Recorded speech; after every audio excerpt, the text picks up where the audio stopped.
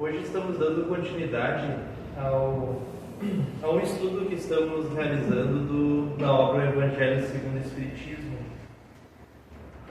No mês anterior falamos sobre o capítulo 1, que se chama Não Destruir a Lei, Não Vim Destruir a Lei, e hoje vamos falar sobre o capítulo 2, que se chama Meu Reino Não É Deste Mundo. Nosso objetivo, como eu falei já na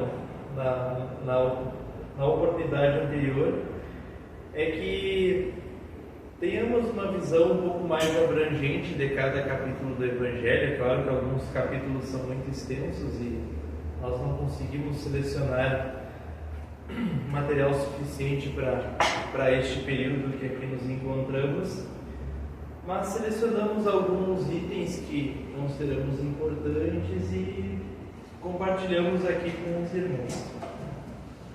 Uma questão importante de frisar é que quando nós lemos alguma obra que é dividida em capítulos,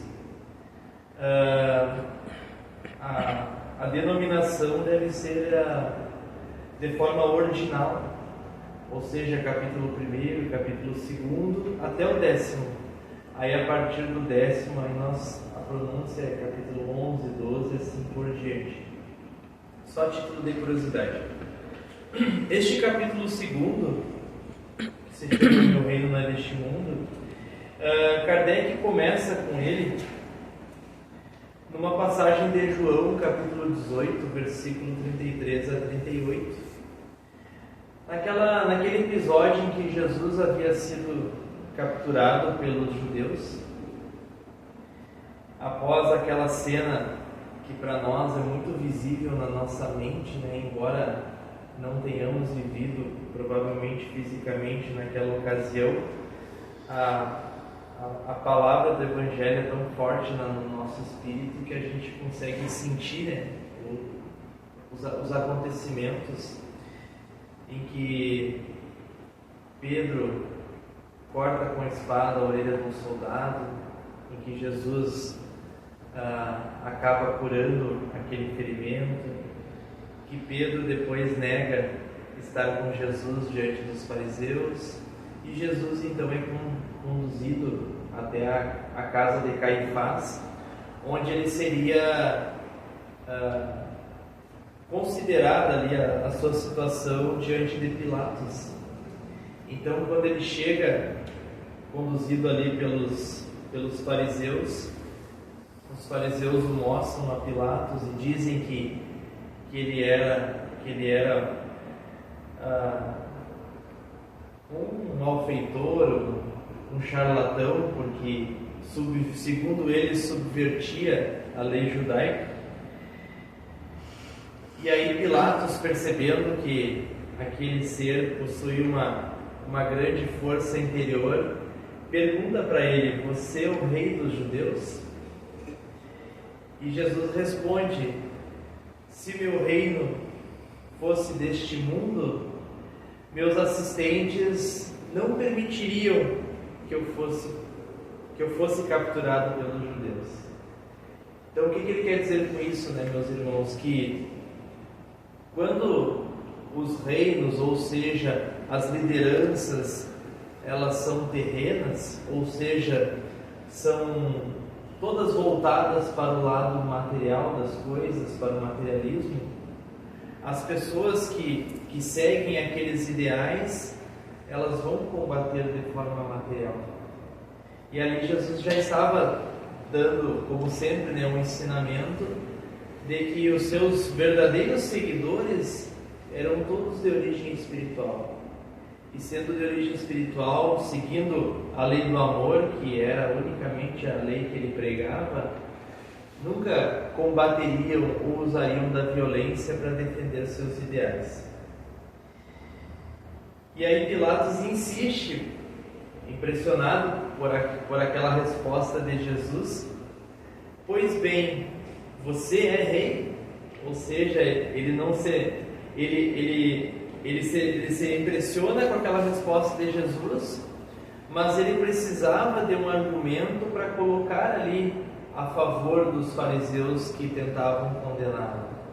Então Pilatos insiste, porque que era um homem muito inteligente naquela época, acostumado a usar a persuasão para convencer as pessoas no meio político.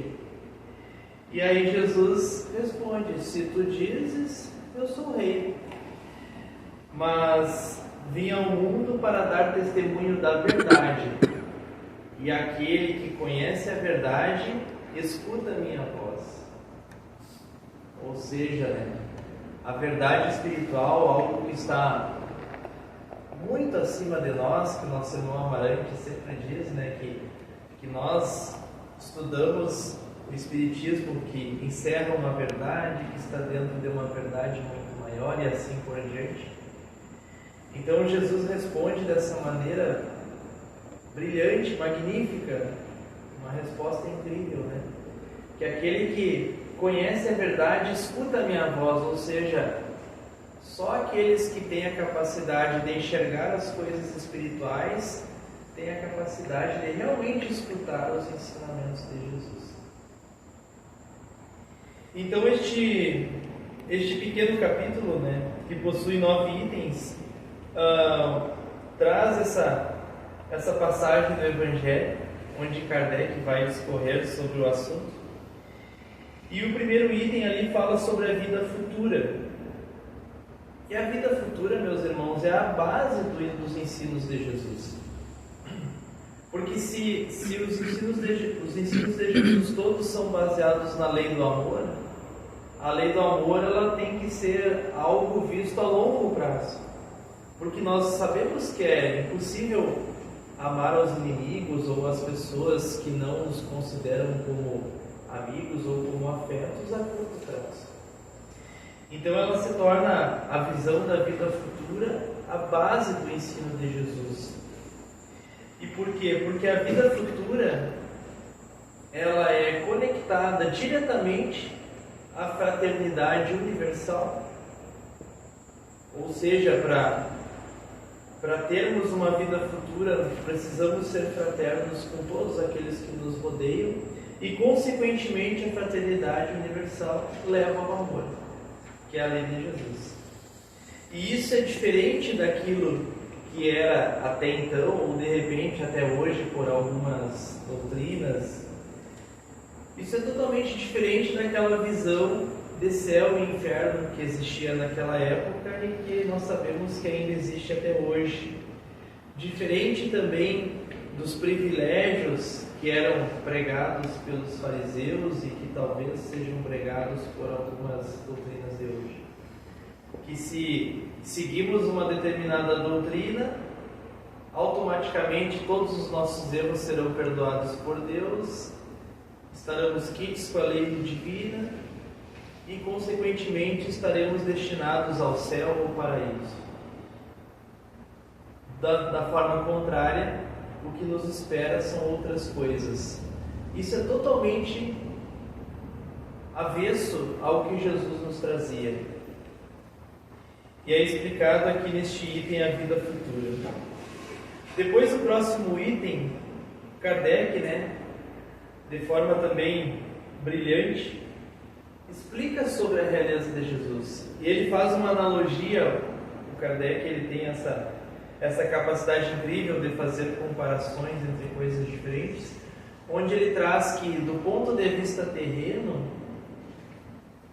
com exceção das pessoas que seguem dinastias e são realezas terrestres, outras realezas que nós conhecemos são aquelas pessoas que se destacam por obras que realizaram na Terra e obras que se perpetuam no tempo.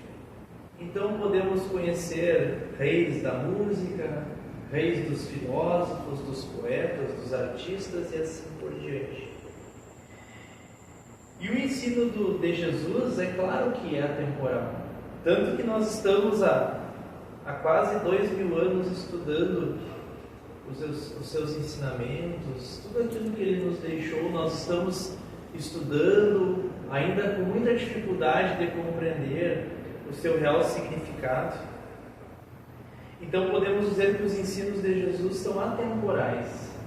Eles continuarão sendo utilizados pela humanidade enquanto existir humanidade aqui na Terra. E assim podemos pensar e compreender e aceitar que Jesus é o maior mestre que já tivemos até este momento.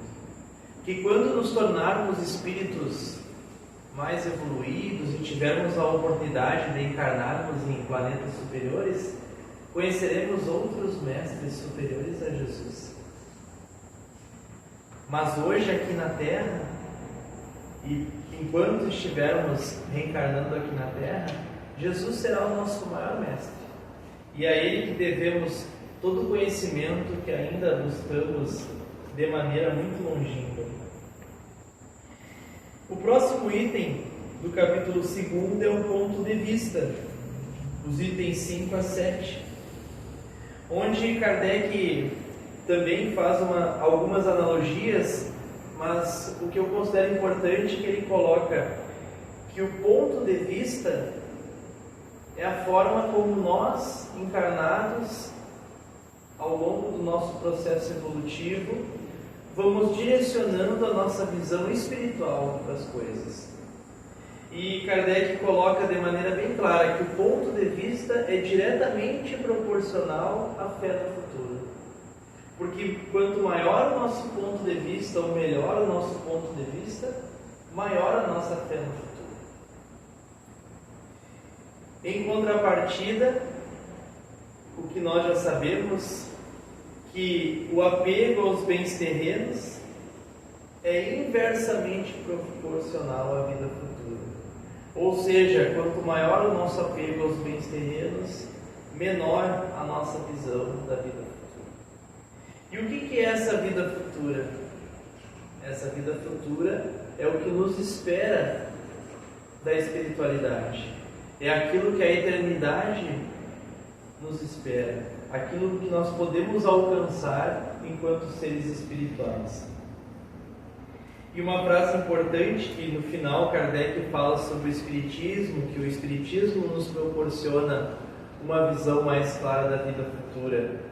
O Espiritismo dilata o pensamento e rasga horizontes novos. É uma frase que eu acho bastante importante.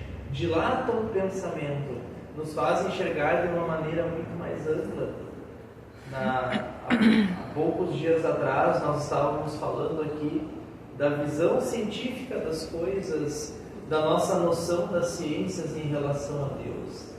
Então o Espiritismo abre o nosso pensamento para coisas que, se estivéssemos em outra crença, não criticando, mas se estivéssemos em outra crença, não conseguiríamos voltar os nossos olhos, a nossa mente para isso. E rasga horizontes novos, porque o horizonte que nós temos hoje é conseguimos enxergar até um determinado ponto. Mas conforme vamos aprendendo cada vez mais, vamos nos tornando seres mais evoluídos através da prática daquilo que nós estudamos, um novo horizonte mais amplo nos é apresentado, e assim por diante. E uma analogia que Kardec faz bastante interessante, e eu até pensava ontem, quando retornava para a cidade lá da escola, tem aquele ponto mais alto da estrada que a gente enxerga a cidade bem pequenininha, e eu lembrei exatamente dessa analogia de Kardec, que uma pessoa de um alto de uma montanha enxerga um povoado que pode ser grande, por exemplo a nossa cidade, de uma forma tão pequena, mas consegue ver de forma abrangente, ou seja, porque se encontra num ponto mais elevado. Agora nós, vivendo aqui na cidade, nós não conseguimos enxergar as periferias, os locais que estão mais distantes de nós. Então essa seria a analogia de um ser que já possui um ponto de vista mais elevado, que possui uma maior capacidade de percepção das coisas. E ainda Kardec também compara com o rico e o pobre quando perdem uma pequena soma. O rico não se importa em perder uma pequena soma em dinheiro, mas o pobre, na maioria das vezes, se desespera.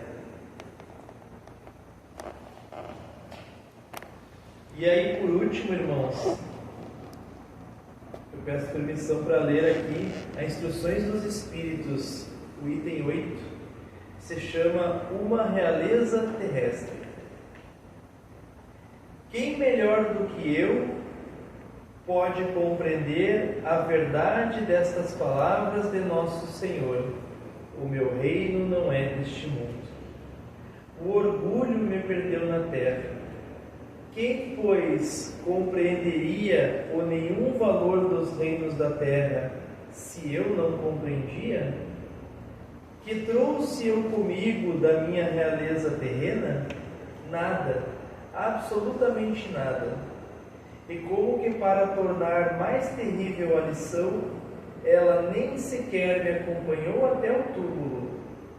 Rainha entre os homens, como rainha julguei que penetrasse no reino dos céus. Que desilusão, que humilhação, quando, em vez de ser recebida aqui qual soberana, vi acima de mim, mas muito acima, homens que eu julgava insignificantes e aos quais desprezava por não terem sangue nobre. Ó, como então compreendi a esterilidade das honras e grandezas que com tanta avidez se requestam na terra. Para se granjear um lugar neste reino, são necessárias a abnegação, a humildade, a caridade em toda a sua celeste prática, a benevolência para com todos. Não se vos pergunta o que fostes, nem que posição ocupastes, mas que bem fizestes quantas lágrimas enxugastes. Ó, Jesus, tu o disseste, teu reino não é deste mundo, porque é preciso sofrer para chegar ao céu, de onde os degraus de um trono a ninguém aproximam. A ele só conduzem as veredas mais penosas da vida. Procurai-lhe, pois, o caminho, através das urzes e dos espinhos, não por entre as flores. Correm os homens por alcançar os bens terrestres, como se os houvessem de guardar para sempre. Aqui, porém, todas as ilusões se somem. Cedo se apercebem eles de que apenas apanharam uma sombra e desprezaram os únicos bens reais e duradouros, os únicos que lhes aproveitam na morada celeste, os únicos que lhes podem facultar acesso a esta.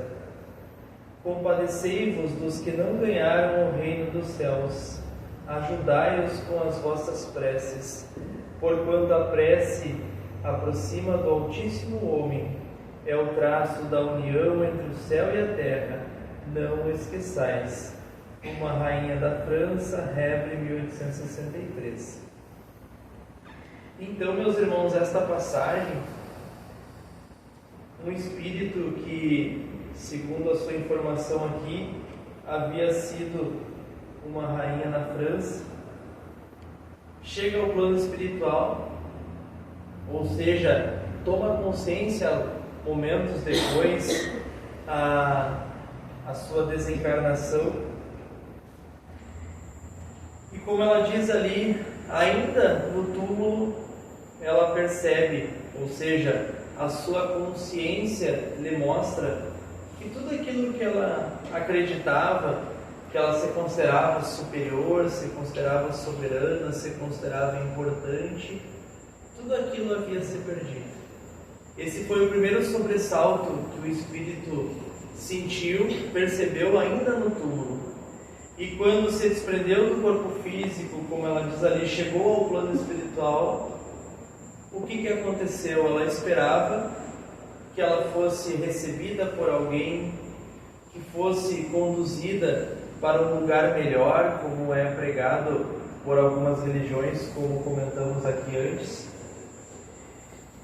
E então ela se dá conta de que ninguém a estava esperando, de que não havia nenhuma honraria para ela, que as vestes que ela estava vestindo, as vestes que nós sabemos, de acordo com o Espiritismo, que são produzidas pelo próprio Espírito de acordo com o seu inconsciente, as vestes não eram vestes de uma rainha, não eram vestes com tecidos finos, com pedras preciosas, com cetro, com coroa e nada disso.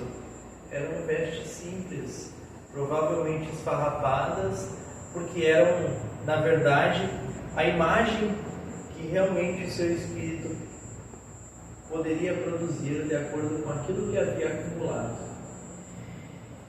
E o interessante dessa mensagem é que quando nós começamos a ler, eu pelo menos sempre tive essa visão, a primeira coisa que nos vem à cabeça, uma pessoa rica quando desencarna vai passar por isso. Ou seja, isso não vai acontecer comigo, né? Eu não tenho grandes posses. Mas não é isso aqui que a mensagem nos traz. É claro que o exemplo que nos é dado é de uma realeza terrestre. Com certeza este Espírito foi. Mas este Espírito nos traz um alerta de que todos nós vamos passar por isso. Por quê? Porque ela fala aqui que o que ela foi na Terra? Na verdade, foi um ser egoísta, um ser apegado aos bens terrenos, um ser que tratava as pessoas com diferença, ao contrário do que o nosso irmão Amarante falou durante a oração aqui. Tratava as pessoas com diferença. Todas essas coisas nós em algum momento praticamos, dentro das nossas imperfeições. De repente buscamos um lugar de destaque no nosso trabalho, ou estamos esperando sempre a gratidão ou o reconhecimento das pessoas por algo que fazemos, que muitas vezes é a nossa obrigação profissional ou social, ou moral, se é com alguém da nossa família. As pessoas que nós tratamos de maneira diferente no dia a dia, e nós tratamos mesmo porque existem pessoas que nós temos mais afinidade, outras com menos afinidade, e não conseguimos ainda tratar todas as pessoas da mesma maneira. Então essa mensagem serve para todos nós.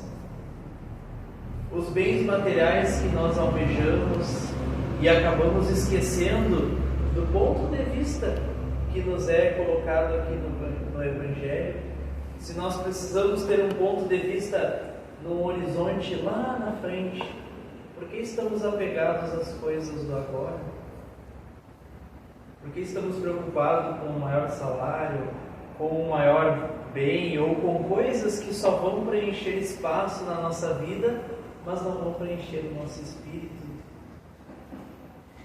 E aí ela tem a surpresa ao ver pessoas, as quais aqui na Terra eram plebeus, eram pessoas que ela considerava inferiores a ela, e esses espíritos lá no plano espiritual estavam muito além da elevação, da sua elevação. Coisas que também podem acontecer conosco. Nós sabemos que às vezes aquelas pessoas que passam despercebidas na multidão, que muitas vezes elas são relegadas pela sociedade, que não ocupam posições de destaque, seja no seu trabalho ou no meio social, são pessoas que encontraremos no plano espiritual e nos surpreenderemos com o crescimento espiritual dessas pessoas. Seremos que nem o irmão Jacob, que encontrou um espírito lá que irradiava muita luz do peito dele, e o irmão Jacob se sentiu enciumado, e os benfeitores espirituais na mesma hora perceberam, e aí ele ficou constrangido, se envergonhou, porque ele sabia que tinha muito conhecimento espírita e não podia sentir ciúmes naquele momento. E nós passaremos por isso também. Então, meus irmãos, para que não tenhamos todas essas surpresas, precisamos pensar onde estamos colocando os nossos valores morais. São nas pessoas que nos rodeiam, são nas oportunidades de crescimento que nós temos ao longo do nosso dia a dia, ou são nas coisas terrenas, se estamos lembrando de Jesus da maneira que realmente Ele merece, ou se lembramos de Jesus como aquela figura importante que no Natal todo mundo fala dela. E importante também que esse Espírito, ela pede com muita humildade que nos compadeçamos daqueles que sofrem e que através das nossas orações tentemos auxiliar, tentemos ajudar aqueles que se encontram em um caminho diferente do nosso, se é que nos encontramos no caminho certo, porque da mesma forma que estamos ajudando hoje, nós seremos ajudados porque nós precisaremos de auxílio também quando chegarmos no plano espiritual. Então este capítulo, meus irmãos, ele é bem sucinto, mas eu considero um dos mais importantes, e Kardec vai trazendo uma sequência, por isso que é interessante de estudarmos o Evangelho, porque o capítulo 3 se chama Há muitas moradas na casa de meu Pai. Ou seja, se o nosso principal objetivo não é a vida terrena, é porque temos outras vidas, e essas vidas serão com certeza em outras existências. Mas essa passagem aí fica para uma próxima oportunidade, tá bom? Então, antes de darmos sequência às nossas atividades, à nossa fluidoterapia, convido novamente os irmãos a elevarem os pensamentos a Deus e pedirmos que todos os ensinamentos que foram aqui compartilhados entre nós possam nos servir de crescimento moral, intelectual, que eles possam ser incorporados em nossa mente, em nosso espírito, e que possamos reproduzi-los em nosso cotidiano, por meio de nossas ações, por meio de nossos pensamentos. E pedimos, como sempre, Senhor, no silêncio desta prece, venho pedir-lhe a paz, a sabedoria e a força. Quero sempre olhar o mundo com os olhos cheios de amor. Quero ser paciente, compreensivo, prudente. Ver além das aparências seus filhos, como o Senhor mesmo os vê. E assim, Senhor, ver somente o bem em cada um deles. Fecha meus ouvidos a todas as calúnias, guarda minha língua de todas as maldades, para que só de bênçãos se encha minha alma, que eu seja tão bom e tão alegre, que todos aqueles que de mim se aproximarem sintam a sua presença. Reveste-nos de sua beleza, Senhor, e que no decurso desta semana nós lhe revelemos a todos. Assim seja. Assim seja.